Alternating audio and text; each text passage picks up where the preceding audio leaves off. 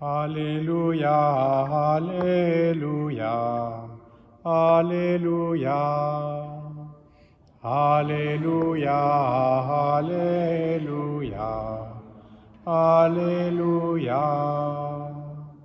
Que la croix du Seigneur soit ma seule fierté. Par elle, le monde est crucifié pour moi, et moi pour le monde.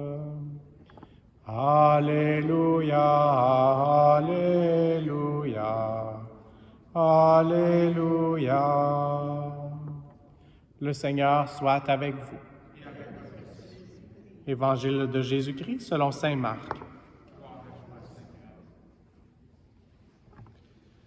En ce temps-là, Jésus traversait la Galilée avec ses disciples. Il ne voulait pas qu'on le sache, car il enseignait ses disciples en leur disant: Le Fils de l'homme est livré aux mains des hommes. Ils le tueront, et 3 jours après sa mort, il ressuscitera. Mais les disciples ne comprenaient pas ces paroles, et ils avaient peur de l'interroger. Ils arrivèrent à Capharnaüm, et une fois à la maison, Jésus leur demanda: De quoi discutiez-vous en chemin? Ils se taisaient, car en chemin, ils avaient discuté entre eux pour savoir qui était le plus grand. S'étant assis, Jésus appela les 12 et leur dit: Si quelqu'un veut être le premier, qu'il soit le dernier de tous et le serviteur de tous. Prenant alors un enfant, il le plaça au milieu d'eux, l'embrassa et leur dit: Quiconque accueille en mon nom un enfant comme celui-ci, c'est moi qui l'accueille. Et celui qui m'accueille, ce n'est pas moi qui l'accueille, mais celui qui m'a envoyé. Acclamons la parole de Dieu.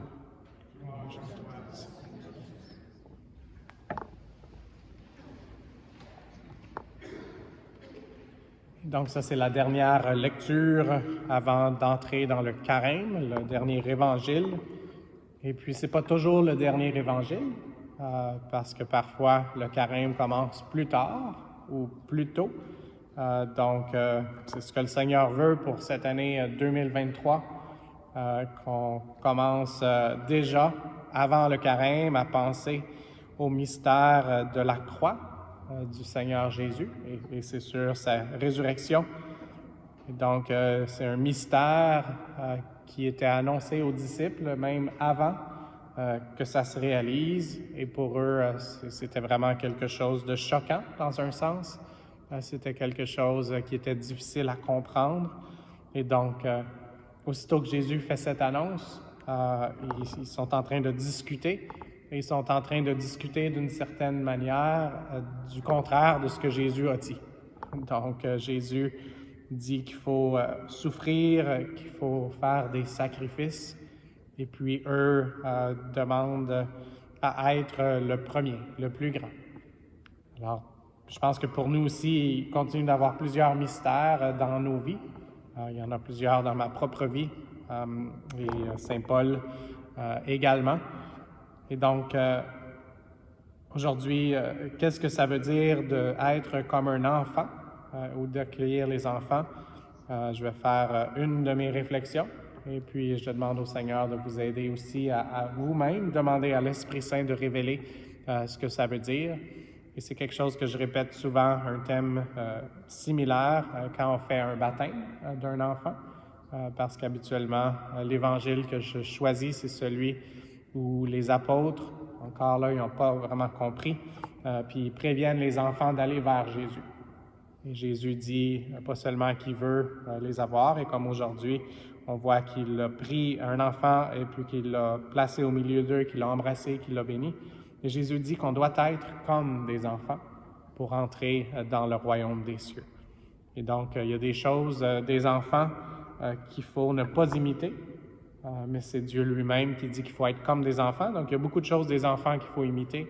Et je pense que la principale, c'est d'accepter de dépendre des autres, d'accepter de dépendre de Dieu le Père, d'accepter d'avoir une mère qui prend soin de nous. Et quand je parle d'une mère, je parle d'une façon spéciale de la Sainte Vierge Marie.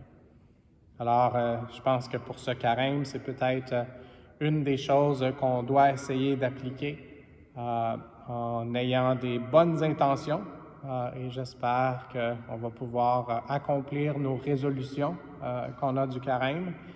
Mais si on ne les accomplit pas, on se rappelle de l'amour parfait du Père qui veut nous pardonner, qui veut nous remettre sur le bon chemin, qui veut nous aider à recommencer un pas à la fois, en sachant qu'il veut toujours nous relever pour les fois qu'on a tombé.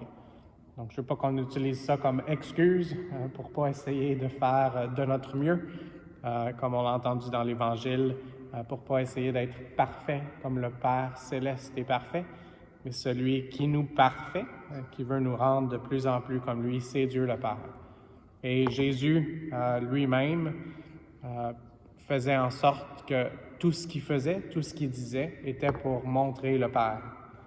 Et donc, même de la façon dont on accueille un enfant, Jésus aujourd'hui, dans la dernière parole qu'il a dit, « Et celui qui m'accueille, ce n'est pas moi qui l'accueille, mais celui qui m'a envoyé. » Et celui qui nous a envoyés, celui qui a envoyé Jésus, c'est le même qui nous envoie nous, celui qui, dans quelques instants, on va appeler par le titre qui se révèle, la meilleure prière qu'on peut faire, qui est le Notre Père.